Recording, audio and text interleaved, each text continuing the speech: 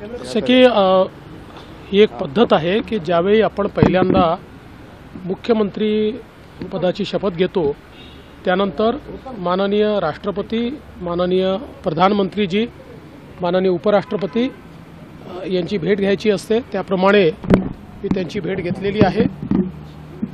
आज सकाळी माननीय प्रधानमंत्री महोदयांची माझी एक दीर्घ भेट झाली, ज्यामध्ये त्यांचे आशीर्वाद देखील मी घेतले आणि महाराष्ट्राच्या संदर्भात काही चर्चा देखील आमच्या त्या संदर्भात झालेल्या आहेत। आणि मला माननीय प्रधानमंत्री महोदयांनी सांगितलं की महाराष्ट्र हे एक अत्यंत महत्त्वाचं राज्य आहे देशाच्या अर्थव्यवस्थेकरता। या राज्याला गतिशील ठेवणं हे अत्यंत गरजेचं आहे।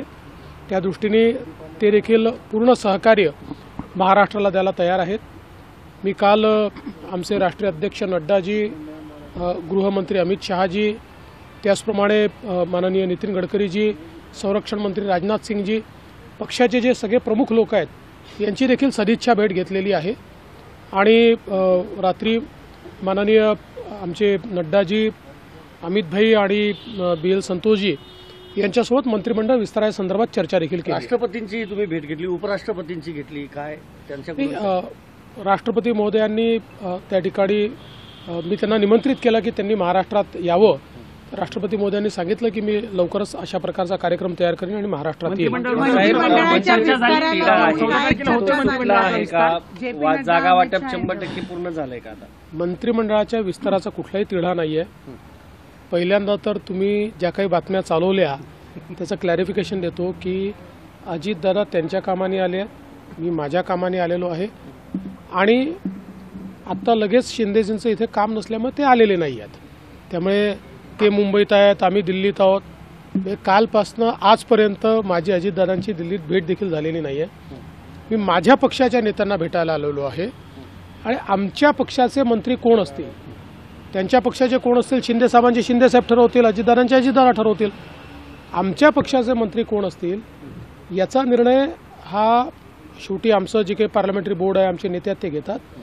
त्यामुळे काल बावनकुळेजींनी आणि मी आमच्या नेत्यांची भेट घेतलेली आहे, त्याच्यावर चर्चा केलेली आहे। प्रत्येक विभागातनं प्रॉबेबली कोण मंत्रिपदाचे उमेदवार असू शकतात, कोणाला आपण बनवू शकतो, असे एक प्रॉबेबल शॉर्टलिस्टिंग देखील त्यांच्यासोबत आम्ही केलेलं आहे। आता या संदर्भात वरिष्ठ स्तरावर ते निर्णय करतील आणि आम्हाला कळवतील।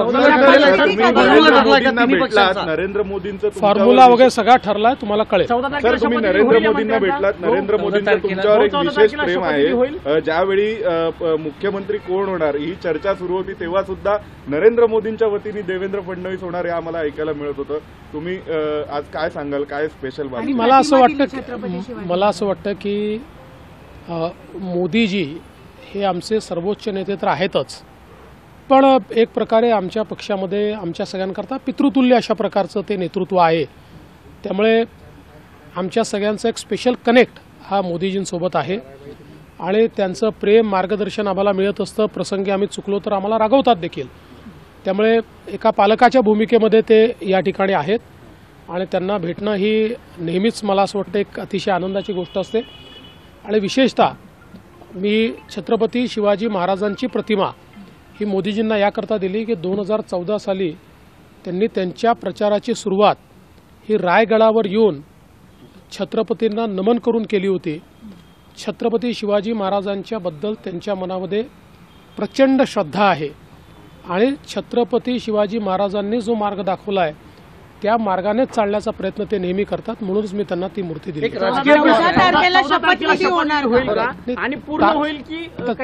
तारीख तुम्हीच ठरवली आहे, आम्ही ठरवायची अजून। एक राजकीय प्रश्न आहे, शरद पवारांचा आज वाढदिवस आहे, अजित पवार कुटुंबियांसह त्यांना भेटलेले आहेत। चांगली गोष्ट आहे। आमच्याहीकडनं शरद पवार साहेबांना खूप खूप शुभेच्छा आहेत। ईश्वराने त्यांना दीर्घ आयुष्य द्यावं, उत्तम आरोग्य द्यावं आणि जी काही राज्याची, देशाची सेवा ते करतायत ती त्यांनी करत राहावी अशा प्रकारची आमची शुभेच्छा। परभणी आणि बीडच्या संदर्भामध्ये काय माहिती आहे? तिथला जो परभणीमध्ये जे काही घडलं, खरं म्हणजे एकतर संविधानाच्या संदर्भात माथेफिरू व्यक्तींनी जी काही त्या ठिकाणी कारवाई केली त्याचा तर निषेधच केला पाहिजे। मात्र एक गोष्ट निश्चित आहे की तो व्यक्ती माथेफिरू आहे, एक प्रकारे ज्याला आपण ज्याच्यावर मनोरुग्ण म्हणतो अशा प्रकारचा मनोरुग्ण आहे आणि त्याला लगेच अटक झाली. अटक झाल्यानंतर इतक्या मोठ्या प्रमाणात हिंसा होणं हे काही योग्य नाही आहे. मला असं वाटतं की जे लोक भारताच्या संविधानाला मानतात आणि जे भारतरत्न डॉक्टर बाबासाहेब आंबेडकरांना मानतात अशा लोकांनी नेहमी संवैधानिक मार्ग पत्करले पाहिजेत आणि अटक झाल्यानंतर हिंसा करणं हे काही फार योग्य नाही आहे. तथापि आता तिथे शांतता आहे आणि भविष्यातही शांतता राहावी असा आमचा प्रयत्न आहे. महाराष्ट्राचे गृहमंत्री तुम्हीच असणार.